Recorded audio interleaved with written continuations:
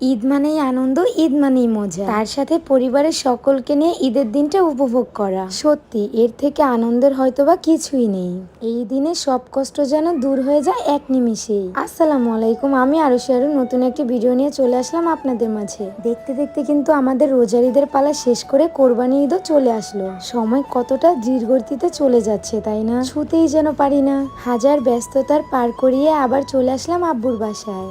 আজকের রিজনটা হচ্ছে ঈদের বাজার নিয়ে, তাই তো স্কিপ না করে ফুল ভিডিওটা দেখতে থাকুন। আর ভালো লাগলে তো অবশ্যই লাইক কমেন্ট শেয়ার করতে কিন্তু একদমই ভুলবেন না। ঢাকাতে কিন্তু আমার কোনো রিলেটিভ নেই, শুধুমাত্র আব্বু আম্মু ছাড়া। আর তার জন্যই আমরা দুজন মিলে ঈদের বাজারটা করে ফেললাম। এবার ঈদে কিন্তু আমার আব্বু আম্মুর মনটা অনেক খারাপ ছিল, কেননা আমার বড় ভাইয়া একটু সিক, তার উপর উনি আবার দেশের বাইরে থাকে। ভাইয়ার চিন্তায় আব্বু আম্মুর অবস্থা একদমই খারাপ। তাই তো তাদের মনটা ভালো করার জন্য সোহেল আর আমি মিলে কিছুটা করলাম। সেমাই, চিনি, দুধ, পোলাও, তেল আরো ইত্যাদি কিছু। আর সোহেল কিন্তু আমাকে সবকিছুতেই সাপোর্ট করে। তার মতো মানুষ পাওয়া আসলেই ভাগ্যের ব্যাপার। আর প্রত্যেকটা জিনিসই আমার পছন্দ মতো নিচ্ছে। আর হ্যাঁ, ঈদের বাজারটা কিন্তু আমরা কাশপুর থেকেই করেছি। সবকিছু কেনাকাটা করার পর অবশেষে মনে পড়লো নুডলস এর কথা। আর সোহেল এদিক দিয়ে দুষ্টুমি করতেছে আমার সাথে। তার কারণ সে বলতেছে 8 পিস নুডলস এর সাথে নাকি আরো 2 পিস ফ্রি দেয়। যাই হোক, এগুলো নিয়ে কিন্তু আমরা অনেকক্ষণ মজা করার পর রওনা দিয়ে দিলাম বাসার উদ্দেশ্যে। যাওয়ার পথে নারকেল দেখে সেটাও নিয়ে নিল।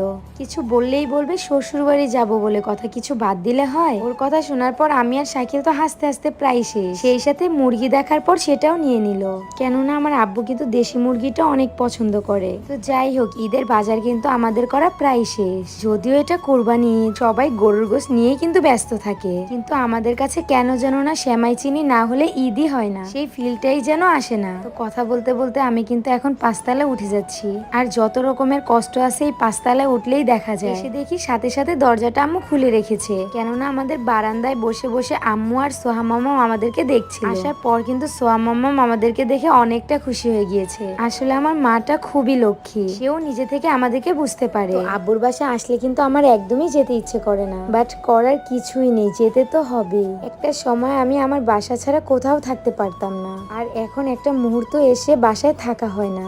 যাই হোক, মেয়ে বলে কথা, তাদের ভাগ্যটাই হচ্ছে এমন। আর আমাকে দেখার পর তো মামাম ছুটে আমার কোলে চলে আসলো। মাশাল্লাহ, আমাকে আর তার পাপাকে দেখে তো সে অনেকটা খুশি হয়েছে।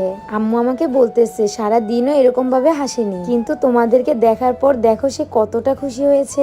মা তো মাই হয়, মায়ের সমতুল্য তো আর কিছুই নয়। যত যাই ওকে ভালোবাসুক না কেন, আমার মতো করে তো আর কেউ ওকে দেখবে না। আর ওরা তো ফেরেশতা, ওরা সবই বোঝে। তো আসার পর কিন্তু 1 ঘন্টা রেস্ট নিয়ে সাথে সাথে আমরা বেরিয়ে পড়লাম। মিস করি আব্বু আম্মু তোমাদেরকে, অনেকটা আগলে রেখেছিলে আমাকে।